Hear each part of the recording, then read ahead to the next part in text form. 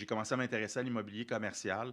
Tu sais, on a beaucoup entendu parler de WeWork dans les dernières Mmh. années, puis c'est sûr que j'ai vu un peu le phénomène arriver au Québec. Puis là, ben, je me suis mis à aller visiter des espaces de coworking, aller voir un peu ce qui se passait. Puis dans le fond, moi, je prenais en note tout ce que j'aimais pas. Tu sais, dans chacun des espaces que je visitais, je notais, OK, ça, j'aime pas ça, ça, j'aime pas ça, j'aime pas ça. Puis là, je suis revenu, puis je dis, OK, qu'est-ce que je pourrais faire de différent? Je peux pas imaginer que je suis le seul à avoir ces préoccupations-là. Puis j'ai décidé d'ouvrir le premier espace à Longueuil. Il n'y en avait pas beaucoup sur la rive sud, même à l'extérieur de Montréal à l'époque.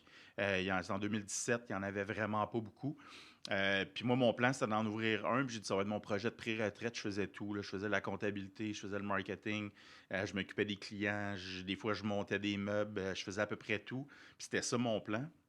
Puis là, ben, de fil en aiguille, j'ai un client qui s'est installé à Longueuil, il voulait aller à Montréal, il n'aimait pas ce qui était offert à Montréal, il aimait l'expérience head office, et qui m'a comme un peu convaincu d'en ouvrir un deuxième à Montréal. Puis là, ben, je me suis rendu compte que c'était peut-être beaucoup pour une personne. Fait que là, je dis, OK, là, je fais quoi? J'arrête là, j'engage, si j'engage, c'est peut-être trop pour deux, c'est peut-être pas assez pour deux personnes. Fait que là, on a commencé à regarder pour ouvrir à Brossard, à Sainte-Julie, d'autres marchés. Puis là, à un moment donné, ça l'a juste.